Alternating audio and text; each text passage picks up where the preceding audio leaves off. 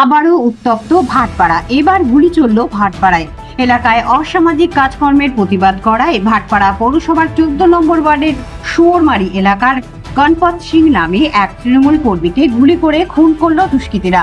এলাকায় সক্রিয় তৃণমূল কর্মী হিসেবে পরিচিত থাকায় বিজেপির বিরুদ্ধে অভিযোগ স্থানীয় তৃণমূল নেতৃত্বের।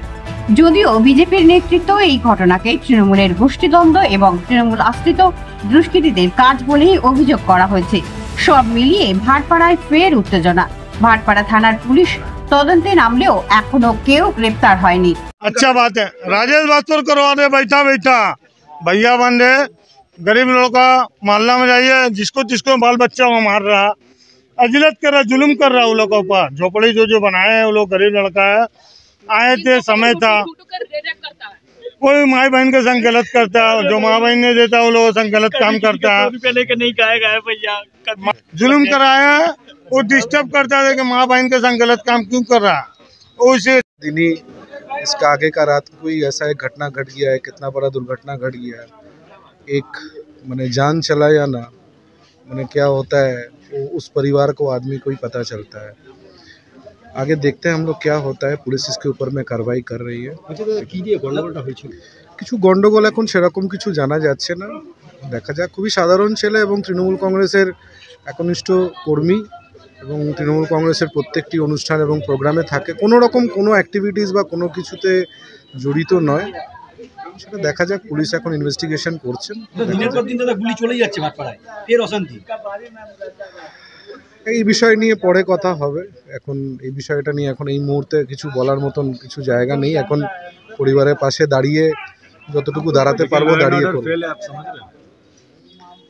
पुलिस अपना चेष्टा कर रही है, माने जितना हो सके अपना चेष्टा कर रहे हैं पुलिस।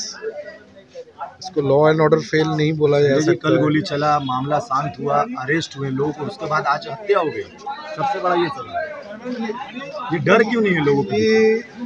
अभी तो मैं इसके ऊपर में कुछ बोलूँगा नहीं, जो भी होगा मैं इसके बाद बोलूँगा।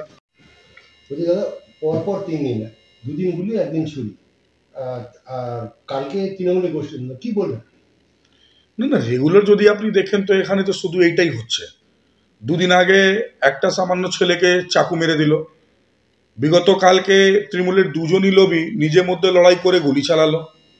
তারপরে আজকে দিনে যদি দেখেন তৃণমূলেরই সাপোর্টার, তৃণমূলের ঝান্ডা পতাকা নিয়ে তৃণমূলের নেতার সঙ্গে ঘোরার দুটো টিমের মধ্যে নিজে লড়াই করে আজকে একটা মার্ডার হলো। তো ভাটপাড়া অঞ্চলে তো এটাই চলছে, জগদ্দল অঞ্চলে এটাই চলছে। ব্যারাকপুর সারা জুড়ে গুন্ডারাজ সমাপ্ত করার যিনি কথাটা বলেছিলেন সেই লোকটা তো আরো আজকে দিনে গুন্ডারাজ বাড়িয়ে দিয়েছেন। প্রশাসন হয়েছে, প্রশাসনের সামনেই কালকে গুলি চলেছে। প্রশাসনের সামনে গুলি চলেছে, শুধু আপনি এইটুকু বলছেন কেন? যারা গুলি চালিয়েছে, যার সাথে কালকে লড়াই হয়েছে, সেই 21% আজকে দিনের আসামি গাড়িতে নিয়ে যাওয়া হয়নি।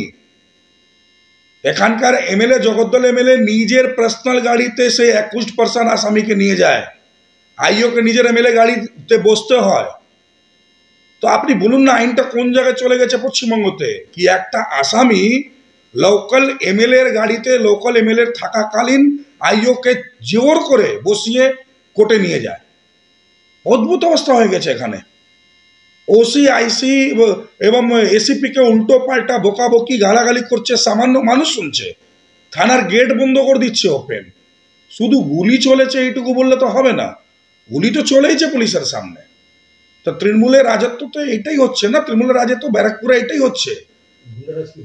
এই তো গুন্ডারাজ বন্ধ হয়ে গেছে, যে পুলিশকে ধাক্কা দিয়ে বন্ধ করে দেওয়া হচ্ছে, পুলিশের সামনে গুলি চলছে, পুলিশকে নিজে মেলে নিজে গাড়িতে বসে বলছে তুমি আইও আমার সাথে চলো কোর্টে।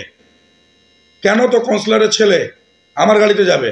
21% আসামিদেরকে নিয়ে যাওয়া হচ্ছে এমএলএ নিজে গাড়িতে, এবং আজকে দিনে গুলি চললো কেন? আজকে পুরো ভাটপাড়া জগদ্দল অঞ্চলে চারিদিকে শুধু জুয়া চলছে, হিরোইন বিক্রি হচ্ছে। সেই জুয়ার হিরোইন যেটা বিক্রি হচ্ছে, সেই জুয়া হিরোইন বিক্রি করতে গিয়ে তৃণমূলের দুটো গোষ্ঠীদ্বন্দ্ব, দুটো টিমের লড়াই। এই দুটো টিমের মধ্যে বারেবার লড়াই হয়েছে, এই দুটো টিমের মধ্যে কয়েকবার লড়াই হয়েছে, তৃণমূলের নেতারা গিয়ে আবার আটকেছে। তো যখন আপনারা জানেন এই দুটো টিমের মধ্যে লড়াই চলছে, তাহলে দুটো টিমের কাছে বোমা পিস্তল কি করে আসছে? আজকে দিনে জুয়া লড়াইতে, হিরোইনের টাকা নেওয়া লড়াইতে একজন গ্রুপ দ্বিতীয় গ্রুপকে মার্ডার করে দিল।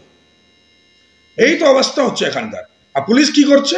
তো পুলিশ ওই জুয়া থেকে টাকা তুলছে, ওই যেটা হিরোইন হচ্ছে সে হিরোইন বিক্রি হচ্ছে সেখান থেকে টাকা তুলছে।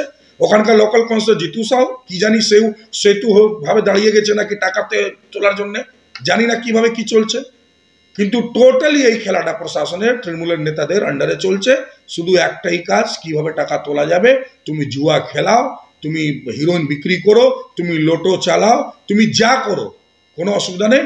শুধু তোমাকে তৃণমূলের বড় নেতাকে পয়সা দিতে হবে, তার বিনিময়ে তোমাকে পুলিশ কিছু করবে না, তার বিনিময়ে তুমি উল্টো সিকিউরিটি পাবে।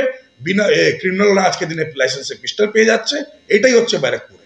কিন্তু দিনের পর দিন তো পুলিশ নাকা চেকিং চালাচ্ছে চারিদিকে, তারপরে নাকা চেকিং করাচ্ছে, তাহলে ওপেন গুলি চলছে কি করে? কালকেও চললো, আজকেও চললো, পরশুদিন চাকু মেরে দিল। পুরোপুরি পুলিশ এখানে ফেলুয়ার আছে। কেন পুলিশকে এখানকার টিএমসি নেতারা কিছু করতে দেবেই না?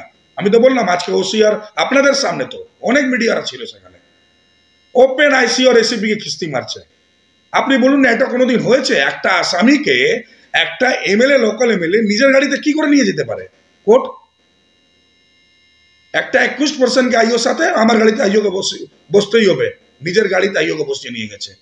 এই যে গুলি বোমাটা চলেছে, এটা টোটালি কারণটা হচ্ছে জুয়া আর হিরোইন। আর যে পয়সাটা পুলিশের কাছে আর তৃণমূলের বড় নেতার কাছে যাচ্ছে, যিনি আজকে দিনে এখানকার সাংসদ হয়ে দাঁড়িয়েছে, সেই পুরো টাকাটা খাচ্ছে।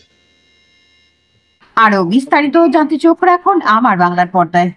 দাবি ত্যাগ এই চ্যানেল কোনো প্রচার করে না। হিংসাত্মক, ক্ষতিকারক বা অবৈধ কার্যকলাপ এই চ্যানেল দ্বারা প্রদত্ত সমস্ত বিষয়বস্তু শুধুমাত্র একটি শিক্ষামূলক উদ্দেশ্যের জন্য। ধন্যবাদ। শুভেচ্ছা টিম আমার বাংলা নিউজ।